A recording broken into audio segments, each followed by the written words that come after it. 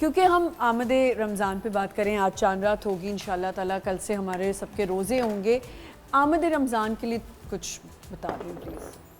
نحمد و صلی اللہ علیہ رسولہ الکریم، اما بعد فاعوذ باللہ من الشیطان الرجیم، بسم اللہ الرحمن الرحیم. جیسے کہ آپ نے کہا کہ استقبال رمضان، جی خوش آمدید کرنا کسی کو، میں نارمل جو ہے ہماری ایکٹیویٹیز ہیں اس کے حوالے سے حوالہ دے کے بات کروں گی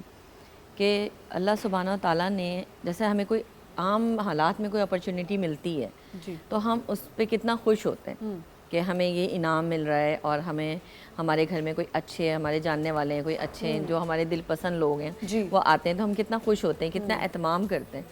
اور جب اللہ سبحانہ و تعالیٰ کی طرف سے ہمیں وہ اپرچونٹی مل رہی ہے کہ جو ہم پوری لائف میں جی ہم گناہ کر رہے ہیں، اور یہ ایک مہینہ ہمیں ایسا مل رہا ہے کہ اس میں جو ہے فرسٹ ڈے سے یعنی کہ کل سے لے کر لاسٹ ڈے تک، یعنی عید کی رات چاند رات تک جو ہے اللہ سبحانہ و تعالیٰ فرماتا ہے کہ جس نے ایمان اور احتساب کے ساتھ، قرآن پاک کی آیت کا ترجمہ کروں گی کہ جس نے ایمان اور احتساب کے ساتھ روزے رکھے اور تقوی اور پرہیزگاری اختیار کی، اللہ سبحانہ و تعالیٰ اس کے تمام سابقہ گناہوں کو بخش دے گا. اور پھر حکم الہی بھی ہے کہ جب تم اس مہینے کو پاؤ تو روزہ رکھو.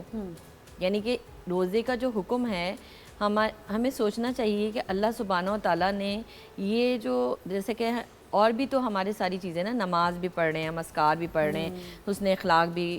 ہم دکھاتے ہیں لوگوں کے ساتھ، صدقہ خیرات بھی کرتے ہیں، لیکن اللہ سبحانہ و تعالیٰ نے جو قرآن پاک کی یہ آیت مبارکہ سورہ بقرہ کی ہے اور کہا کہ اے ایمان والو تم پہ روزے فرض کیے گئے جیسے تمہارے سے پچھلی امتوں پہ فرض کیے گئے تھے تاکہ تم تقوی اختیار کر سکو. اب لعلکم تتقون کا مقصد یہ ہے تقوی اختیار کرنا. یہ اسی چیز کو کیوں جوڑا؟ اس کی لاجک کو میں تھوڑا سا یہاں پہ ڈیفائن کرنا چاہوں گی کہ لعلکم تتقون یعنی تقوی اختیار کرو، پرہیزگاری اختیار کرو. تو میں یہ سمجھتی ہوں کہ انسان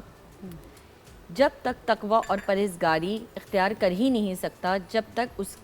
کی جو روح ہے وہ نہ طاقتور نہ ہو. اور روح کب طاقتور ہوگی؟ جب آپ کی جو عبادت آپ کر رہے ہیں، جو بھی آپ مجاہدہ کر رہے ہیں،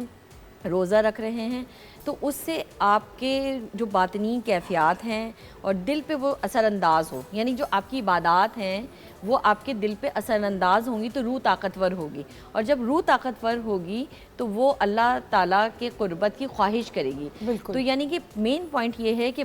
جو انسان ہے اللہ نے حکم تو دے دیا ہے، لیکن اگر اس کے اندر شوق نہیں ہوگا کسی بھی چیز کا، جیسے ہم جاب کرتے ہیں، ہم کوئی کپڑا خریدنے جاتے ہیں، کوئی بھی ہم کام کرتے ہیں، جب تک ہمارے اندر ایک نیت نہیں ہوگی، ایک شوق نہیں ہوگا، اور جب ہمارے اندر نیت اور شوق نہیں ہوگا تو ہم اس چیز کا اہتمام بھی نہیں کریں گے. جب اہتمام نہیں کریں گے تو جب شوق اور جذبہ ہی ایک چیز کے اندر نہیں ہے تو وہ سمجھ لیں وہ عبادت ایک ظاہری طور پہ ایک ریاکاری میں آ جاتی ہے. وہ چیز وہ ایک ہر چیز میں دل اور روح کا شامل ہونا بہت ضروری ہے. جیسے ابھی ہم یہی بات کرتے ہیں کہ فیسٹیوٹی ہے، یہ ایک فیسٹیول ہے جس کو ہمارے گھر میں شادیاں آ رہی ہوتی ہیں، ہم کتنی تیاریوں سے آگے ہو کے ہر چیز کر رہے ہوتے ہیں. اسی طرح آئی تھنک رمضان میں میرے لیے تو رمضان ایک فیسٹیول ہے، میں بہت انجوائے کرتی ہوں.